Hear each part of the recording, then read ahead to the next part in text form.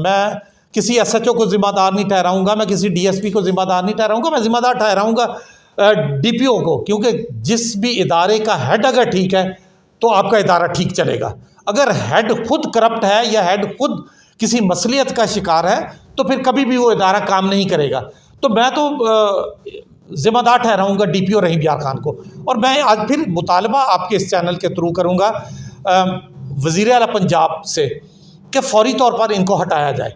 इसकी कोई ऐसी कारकर्दगी नहीं थी कि दूसरी दफ़ा इनको यहाँ पर अपॉइंट किया जाए।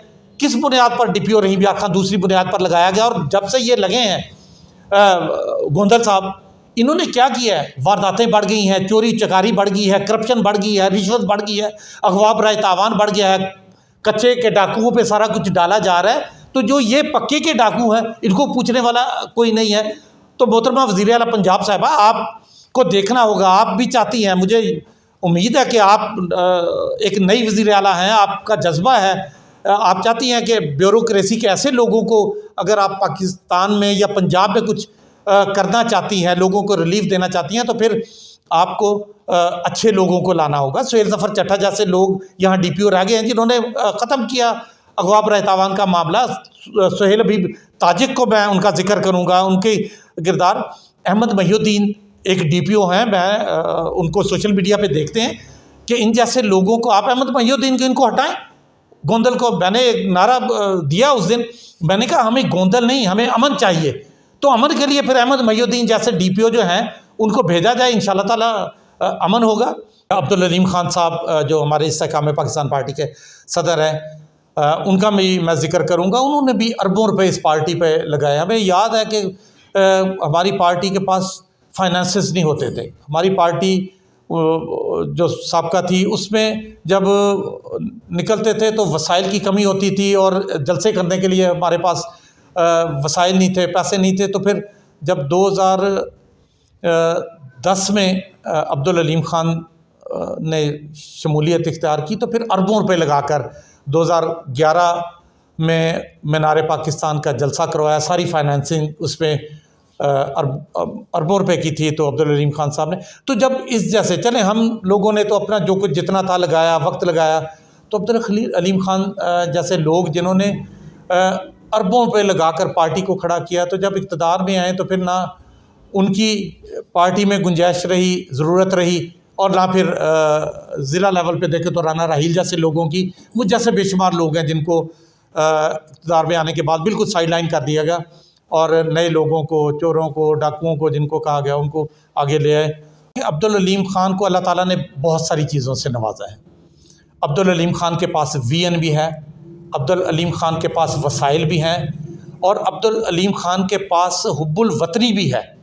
वो चाहते हैं कि इस मुल्क में हकीकी तौर पे पैसा उनको अल्लाह ताला ने बहुत नवाजा है। अल्लाह ताला ने उनको बेशुमार, वो ख़ुद कहते हैं कि अल्लाह ने मेरी बसात और औकात से बढ़कर मुझे नवाजा है। तो अल्लाह ऐसे लोगों को नवाजता है जिनके अंदर अपने मुल्क और अपने कौम का दर्द और जज्बा होता है। और मुझे बड़ा फ़ख्र है कि मैं एक ऐसे लीडर के साथ चल रहा हूँ, अब्दुल अलीम खान के साथ, जो चोर नहीं है, जो जिसके अंदर ये नहीं है कि मैंने इस मुल्क को लूटना है या इस मुल्क से मुफादात हासिल करने हैं।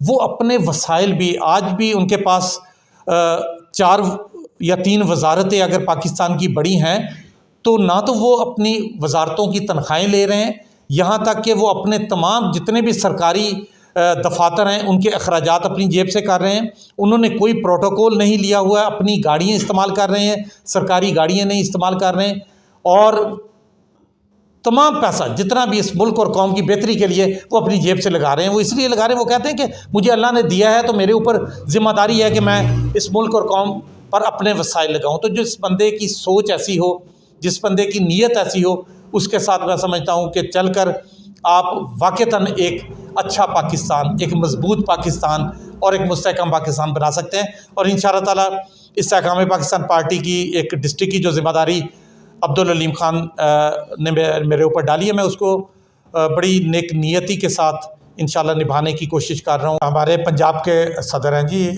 राना नज़ीर अहमद खान साहब, वो भी एक सियासत में बड़ा नाम है, बड़े पुराने पार्लियामेंटेरियन हैं। वो कोई 4-5 दफ़ा MNA रहे हैं, मिनिस्टर रहे हैं, फेडरल मिनिस्टर रहे हैं, डिस्ट्रिक्ट नाज़म रहे हैं वो अपने डिस्ट्रिक्ट गुजरांवाला से।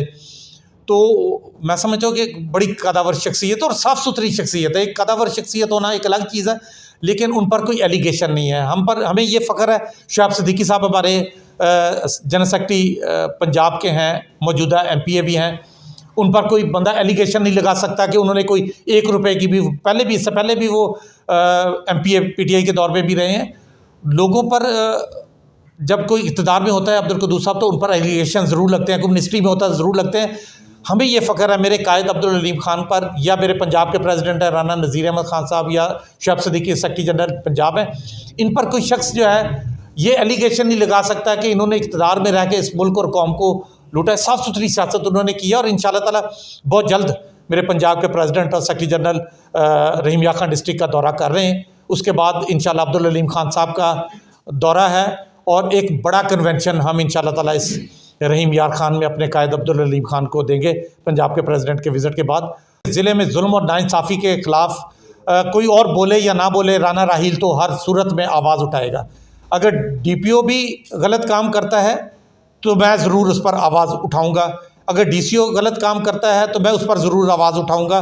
इससे बालातर होकर के कोई भी उस पर जो है ना जी एक्शन होता है, या कोई भी मेरे ख़िलाफ़ होते हैं, या मुझे इससे सरोकार नहीं। मैं कहता हूँ कि मेरे ज़िले के लोग जो लावारिस बिल्कुल हुए थे, कोई सुनने वाला नहीं था, अवाम बेयारो मददगार हुई थी, और ये जितनी भी ब्यूरोक्रेसी है वो अपनी अयाशियों में और अपने लल्ले तलल्लों में लगे हुए, और साहिब इक़्तिदार लोग भी और अपोजिशन के लोग भी वो खामोशी इख्तियार किए हुए। और आपके सामने हालात, अगवा बराए तावान आज से 14 साल पहले भी शुरू हुआ था, उस पर आवाज़ अवामी पार्लियामेंट और तमाम पॉलिटिकल पार्टीज़ ने उठाई, और अल्हम्दुलिल्लाह उस वक्त जो एक DPO होता था जो इंतहाई नाअहल होता था, सरफराज अल्पा, उसको जाना पड़ा।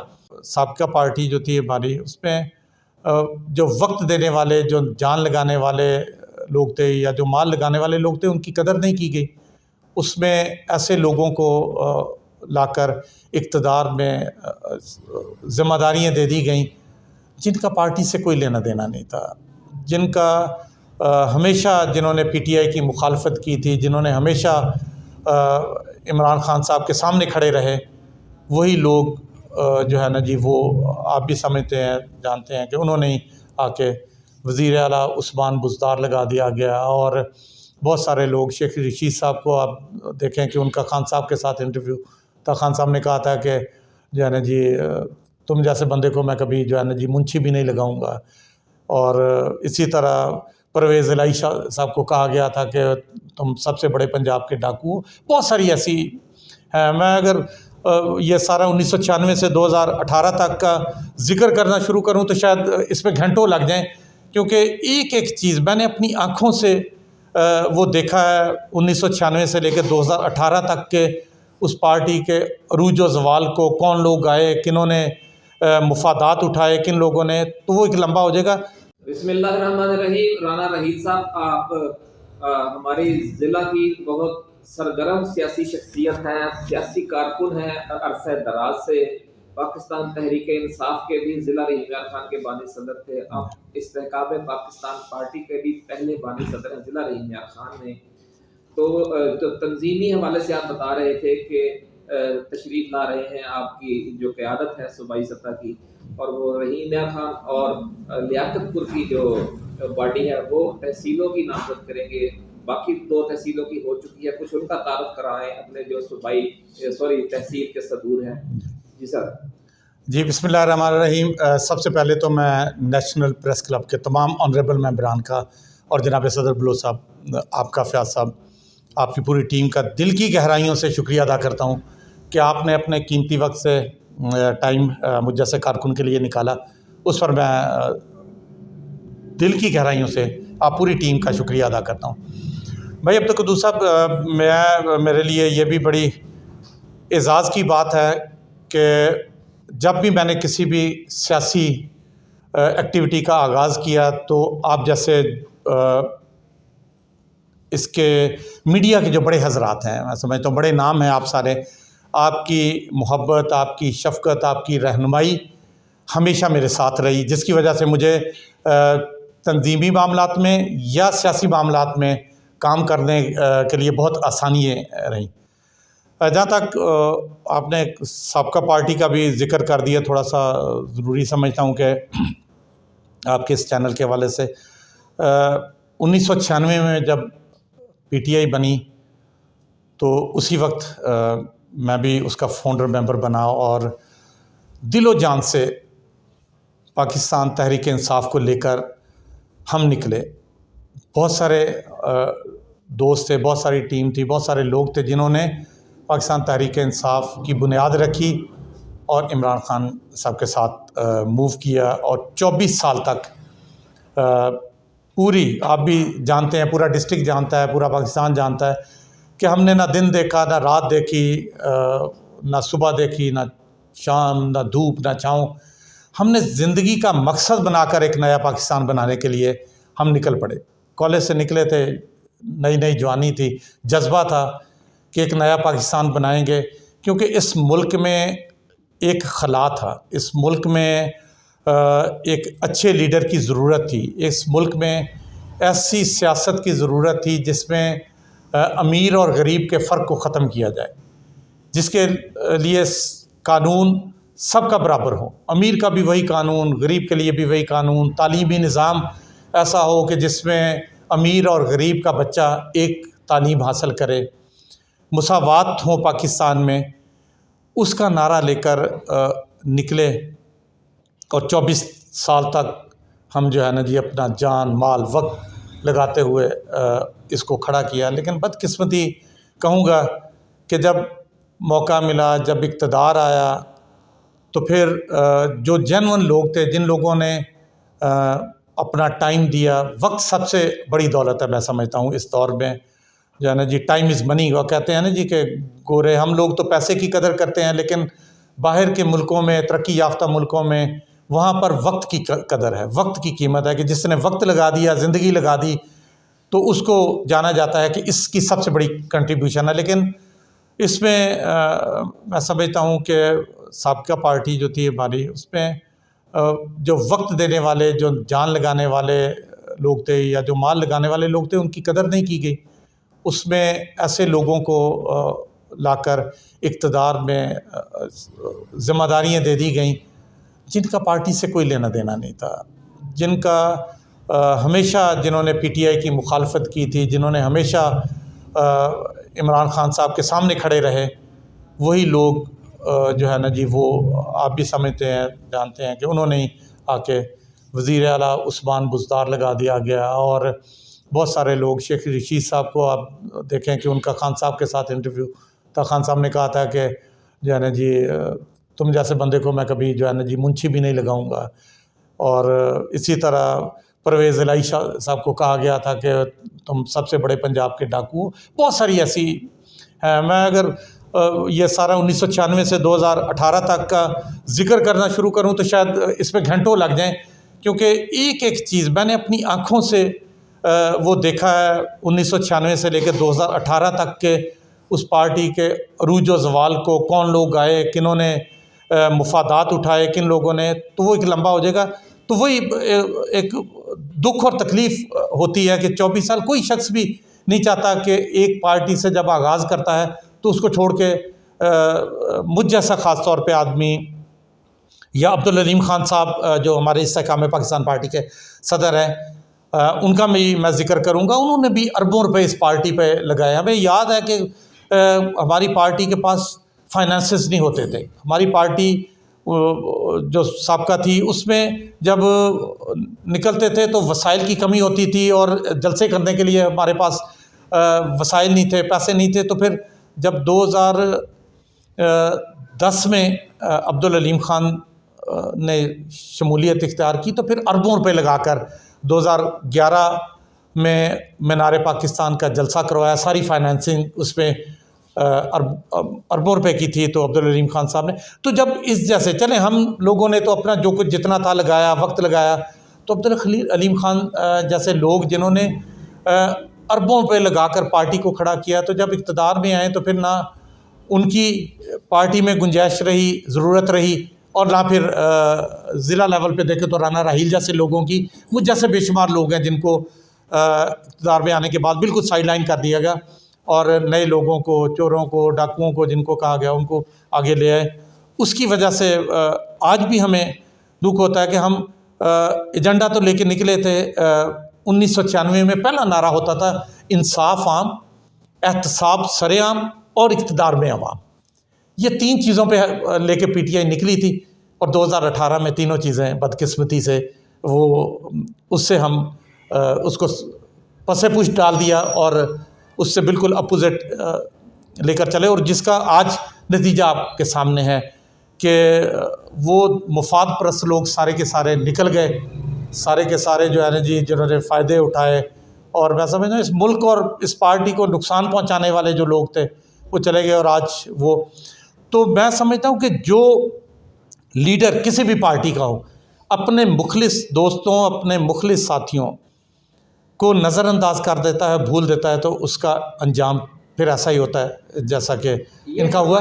तो अब पाकिस्तान जी पार्टी जो है जी वो अब ज़िले लेवल पर, तहसील लेवल पर मुनज़्ज़म हो रही जी है। अल्हम्दुलिल्लाह। मैं अब मुझे बड़ी इस पे भी फ़ख्र की बात कि अब्दुल अलीम ख़ान को अल्लाह ताला ने बहुत सारी चीज़ों से नवाजा है।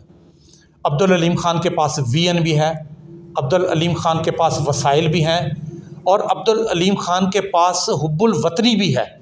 वो चाहते हैं कि इस मुल्क में हकीकी तौर पे पैसा उनको अल्लाह ताला ने बहुत नवाजा है। अल्लाह ताला ने उनको बेशुमार, वो ख़ुद कहते हैं कि अल्लाह ने मेरी बसात और औकात से बढ़कर मुझे नवाजा है। तो अल्लाह ऐसे लोगों को नवाजता है जिनके अंदर अपने मुल्क और अपने कौम का दर्द और जज्बा होता है। और मुझे बड़ा फ़ख्र है कि मैं एक ऐसे लीडर के साथ चल रहा हूँ, अब्दुल अलीम ख़ान के साथ, जो चोर नहीं है, जो जिसके अंदर ये नहीं है कि मैंने इस मुल्क को लूटना है या इस मुल्क से मुफादात हासिल करने हैं। वो अपने वसाइल भी, आज भी उनके पास 4 या 3 वजारतें अगर पाकिस्तान की बड़ी हैं, तो ना तो वो अपनी वजारतों की तनख्वाहें ले रहे हैं, यहाँ तक कि वो अपने तमाम जितने भी सरकारी दफातर हैं उनके अखराजात अपनी जेब से कर रहे हैं। उन्होंने कोई प्रोटोकॉल नहीं लिया हुआ है, अपनी गाड़ियाँ इस्तेमाल कर रहे हैं, सरकारी गाड़ियाँ नहीं इस्तेमाल कर रहे हैं, और तमाम पैसा जितना भी इस मुल्क और कौम की बेहतरी के लिए वो अपनी जेब से लगा रहे हैं। वो इसलिए लगा रहे हैं, वो कहते हैं कि मुझे अल्लाह ने दिया है तो मेरे ऊपर ज़िम्मेदारी है कि मैं इस मुल्क और कौम पर अपने वसाइल लगाऊँ। तो जिस बंदे की सोच ऐसी हो, जिस बंदे की नीयत ऐसी हो, उसके साथ मैं समझता हूँ कि चल कर आप वाक़तन एक अच्छा पाकिस्तान, एक मजबूत पाकिस्तान और एक मुस्तहकम पाकिस्तान बना सकते हैं। और इंशाअल्लाह ताला इस्तेहकाम पाकिस्तान पार्टी की एक डिस्ट्रिक्ट की जो ज़िम्मेदारी अब्दुल अलीम ख़ान ने मेरे ऊपर डाली है, मैं उसको बड़ी नेक नियति के साथ इंशाअल्लाह निभाने की कोशिश कर रहा हूँ। सादिकाबाद की तंजीम का आपने ज़िक्र किया, मियाँ मुज़फ़्फ़र हुसैन एक नया यंग लड़का है जिसको हमने तहसील का प्रेसिडेंट लगाया है, और उसने सदारत संभालते ही उसने बड़ी तेज़ी के साथ तहसील का ऑफिस बना दिया और लोगों के साथ राब्ते में हो गया। उसको भी जज्बा है कि मैं किसी तरीके से सादिकाबाद के लोगों के लिए इस्तेहकाम पाकिस्तान के प्लेटफार्म पर कुछ परफॉर्म कर दूं। इसी तरह खानपुर में राव मुशर्रफ फैज़ हैं, राव फैज़ साहब एक सियासत में बड़ा नाम है, उनके बेटे हैं, बिल्कुल नया चेहरा सियासत में। तो ऐसे लोग जब नए चेहरों को अब्दुल क़ुद्दूस साहब आप लेकर आएंगे तो उनमें काम करने का जज्बा होता है, उनमें अपने लोगों के लिए, अपने शहर के लिए, अपनी तहसील के लिए, अपने ज़िला के लिए जज्बे के साथ काम करते हैं। और अल्हम्दुलिल्लाह मुझे बड़ी खुशी है कि मेरी टीम जो बन रही है वो नए लोगों की टीम बन रही है, साफ़ सुथरे लोगों की टीम बन रही है। जल्दबाजी में हम इधर उधर से इकट्ठे करके लोगों का एक हजूम इकट्ठा करना मकसद नहीं है। हम फरमाइए कि जिस तरह मोहतरमा मरियम नवाज शरीफ हैं, जिस तरह बिलावल भुट्टो ज़रदारी हैं, जो नई क़यादत है दूसरी सियासी जमातों की, वो अपनी अपनी हुकूमतों के वसाइल को, अपनी अपनी हुकूमतों के प्रोजेक्ट्स को ग्रास रूट लेवल्स तक टच करती है और साथ में अपनी पार्टी को भी लेकर चलती है। जो वजारतें आपकी पार्टी के क़यादत के पास हैं, अलीम ख़ान साहब के पास हैं, उनके हवाले से वो अपने तमाम सूबों में, तमाम अज़ला में वो विज़िट कर रहे हैं और वहाँ पे जाते हैं या लोगों को और जो भी उनका दस्तरस में है, मुलाजमतों के हवाले से, तरक्याती कामों के हवाले से, दीगर जो सरकार में काम होते हैं लोगों को, आपको पता ही है कि मसाइल हैं लोगों के, इस हवाले से भी कोई उन्होंने सिस्टम बनाया हुआ है, वो इसको विजन में रखा हुआ है, वो कर रहे हैं? देखिए, आपने जिस तरह मोहतरमा मरीम नवाज साहबा का जिक्र किया है या बिलावल भुट्टो साहब का जिक्र किया है, ये कई दहाइयों से सियासत में है और मैं समझता हूँ कि हर पॉलिटिकल पार्टी का एक अपना अंदाज़ होता है सियासत करने का और अपने ही अंदाज से वो अपने वसाइल जो हैं वो लगाते हैं लोगों पर या अपने ऊपर। तो इससे जो हमारे कायद हैं अब्दुल अलीम खान साहब, उनका नज़रिया बिल्कुल मुख्तलिफ है जी, उनकी सोच बिल्कुल मुख्तलिफ है, उनका अंदाज़ सियासत भी बाकी पॉलिटिकल पार्टियों से बिल्कुल मुख्तलिफ है।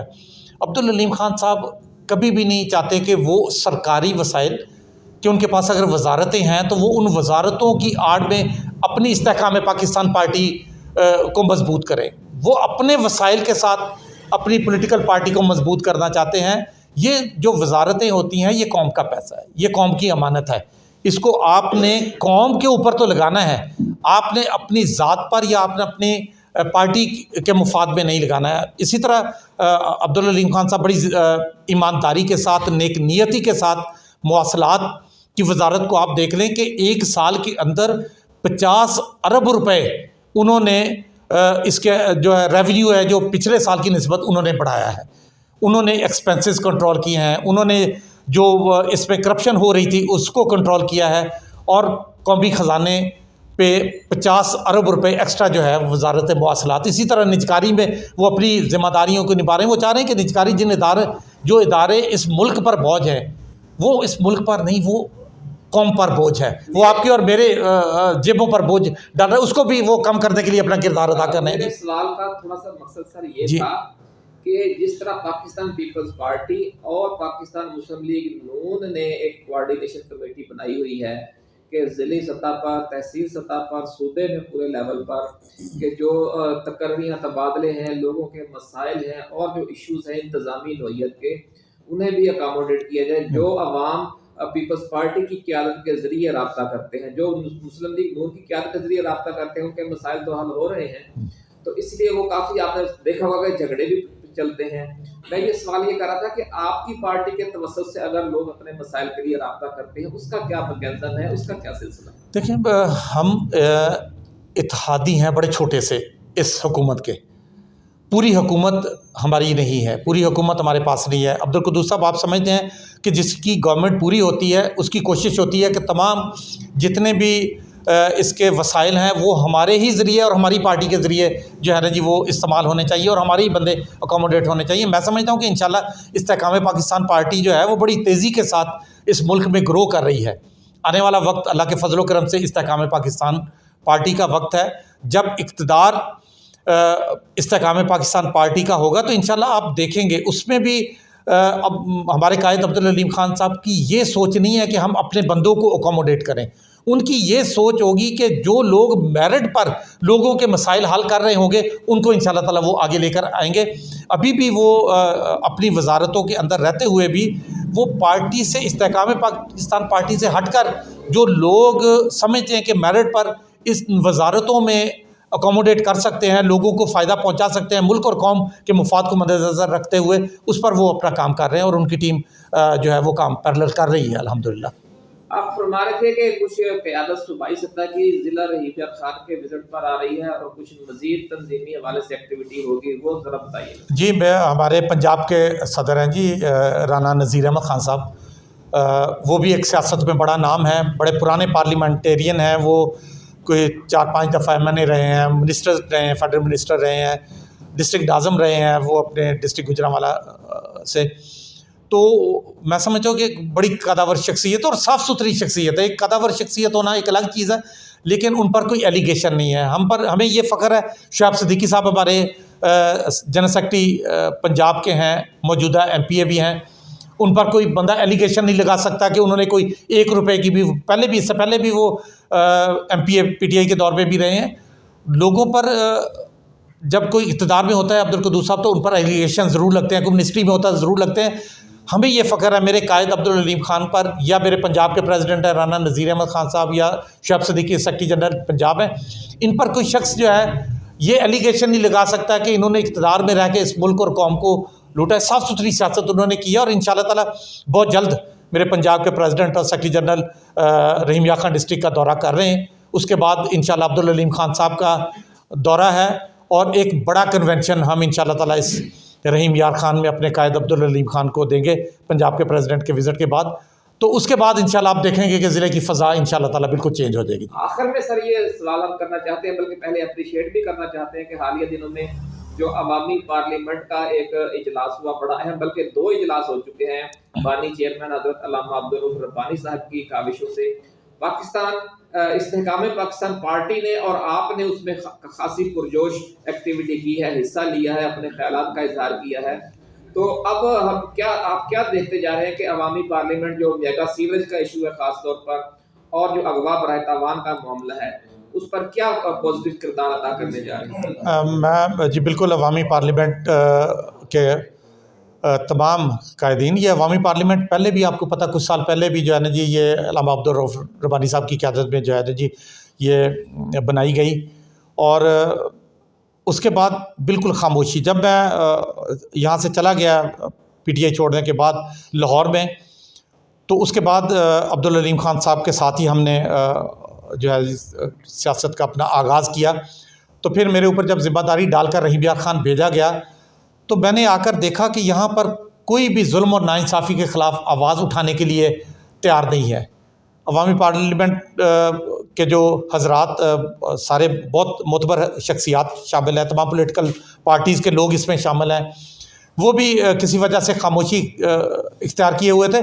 तो फिर वापस आते ही मेरा एक मिजाज है कि मैं समझता हूँ कि ज़िले में जुल्म और नाइंसाफ़ी के ख़िलाफ़ कोई और बोले या ना बोले, राना राहील तो हर सूरत में आवाज़ उठाएगा।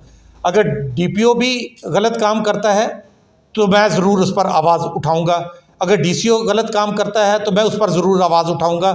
इससे बालातर होकर के कोई भी उस पर जो है ना जी एक्शन होता है या कोई भी मेरे ख़िलाफ़ होते हैं, या मुझे इससे सरोकार नहीं। मैं कहता हूँ कि मेरे ज़िले के लोग जो लावारिस बिल्कुल हुए थे, कोई सुनने वाला नहीं था, अवाम बेयारो मददगार हुई थी, और ये जितनी भी ब्यूरोक्रेसी है वो अपनी अयाशियों में और अपने लल्ले तलल्लों में लगे हुए, और साहिब इक़्तिदार लोग भी और अपोजिशन के लोग भी वो खामोशी इख्तियार किए हुए। और आपके सामने हालात अगवा बराए तावान आज से 14 साल पहले भी शुरू हुआ था, उस पर आवाज़ अवामी पार्लियामेंट और तमाम पॉलिटिकल पार्टीज़ ने उठाई, और अल्हम्दुलिल्लाह उस वक्त जो एक DPO होता था जो इंतहाई नाअहल होता था, सरफराज अल्पा, उसको जाना पड़ा। इसी तरह मैं समझता हूँ कि मैं किसी को ज़िम्मेदार नहीं ठहराता, मैं किसी SHO को ज़िम्मेदार नहीं ठहराऊँगा, मैं किसी DSP को ज़िम्मेदार नहीं ठहराऊँगा, मैं ज़िम्मेदार ठहराऊँगा DPO को, क्योंकि जिस भी इदारे का हेड अगर ठीक है तो आपका इदारा ठीक चलेगा। अगर हेड खुद करप्ट है या हेड खुद किसी मसलियत का शिकार है तो फिर कभी भी वो इदारा काम नहीं करेगा। तो मैं तो ज़िम्मेदार ठहराऊँगा DPO रहीम यार खान को। और मैं आज फिर मुतालबा आपके इस चैनल के थ्रू करूँगा वज़ीर आला पंजाब से कि फ़ौरी तौर पर इनको हटाया जाए। इसकी कोई ऐसी कारकर्दगी नहीं थी कि दूसरी दफ़ा इनको यहाँ पर अपॉइंट किया जाए। किस बुनियाद पर DPO रहीम यार खान दूसरी बुनियाद पर लगाया गया, और जब से ये लगे हैं गोंदल साहब, इन्होंने क्या किया है? वारदातें बढ़ गई हैं, चोरी चकारी बढ़ गई है, करप्शन बढ़ गई है, रिश्वत बढ़ गई है, अगवा बराए तावान बढ़ गया है, कच्चे के डाकुओं पे सारा कुछ डाला जा रहा है। तो जो ये पक्के के डाकू हैं इनको पूछने वाला कोई नहीं है। तो मोहतरमा वज़ीर आला पंजाब साहिबा, आपको देखना होगा, आप भी चाहती हैं, मुझे उम्मीद है कि आप एक नई वज़ीर आला हैं, आपका जज्बा है, आप चाहती हैं कि ब्यूरोक्रेसी के ऐसे लोगों को अगर आप पाकिस्तान में या पंजाब में कुछ करना चाहती हैं, लोगों को रिलीफ देना चाहती हैं, तो फिर आपको अच्छे लोगों को लाना होगा। सुहेल ज़फ़र चट्टा जैसे लोग यहाँ DPO रह गए हैं जिन्होंने ख़त्म किया अगवा बराए तावान का मामला। सुहेल हबीब ताजिक को मैं उनका जिक्र करूँगा, उनके किरदार। अहमद महिउद्दीन एक DPO हैं, मैं उनको सोशल मीडिया पे देखते हैं कि इन जैसे लोगों को आप अहमद महिउद्दीन को इनको हटाएं। गोंदल को मैंने एक नारा दिया उस दिन, मैंने कहा हमें गोंदल नहीं, हमें अमन चाहिए। तो अमन के लिए फिर अहमद महिउद्दीन जैसे DPO जो हैं उनको भेजा जाए, इंशाअल्लाह ताला अमन होगा। कैप्टन जफर जैसे डीसीओ रहे हैं, आपने देखा कि उनकी जब वो डीसीओ थे उनकी कारकर्दगी पूरा पंजाब और पूरा ज़िला जानता है। इसी तरह डीसीओ, हमारा इनसे इख्तलाफ नहीं है। डीसीओ या डीपीओ से राना राहील की कोई ज़ाती मुखालफत नहीं है। अगर ये अच्छे काम करेंगे, ये ज़िले के 65 लाख लोगों के हक़ में काम करेंगे, तो मैं सबसे पहले सबको इकट्ठा करके इनको अप्रिशिएट करूँगा।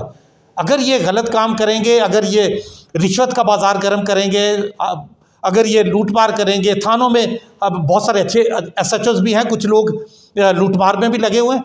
ये जब लूटमार करेंगे तो कोई बोले या ना बोले, राना राहील तो बोलेगा इनके ख़िलाफ़, क्योंकि मुझे कोई डर नहीं है कि मेरे पेट्रोल पंप बंद हो जाएंगे, मुझे कोई डर और फिक्र नहीं है कि मेरी फ्लावर मिलें बंद हो जाएंगी, मुझे या कोई डर नहीं है कि मेरा कोई बिज़नेस जो है उसको ये रोक देंगे। मैं एक वर्कर आदमी हूँ और मेरी एक सोच है कि अगर आपने अपनी कौम, अपने शहर के लोगों के साथ भलाई करनी है, तो फिर उनके साथ जो जुल्म और नाइंसाफ़ी हो रही है उनके साथ खड़े होकर इस आवाज़ को बुलंद करें। बहुत शुक्रिया राना रहील साहब। नेशनल प्रेस क्लब रहीम खान हमेशा आपके साथ है, आइंदा भी हम आपकी आवाज़ बनेंगे। अल्लाह हाफिज़। बहुत शुक्रिया जी।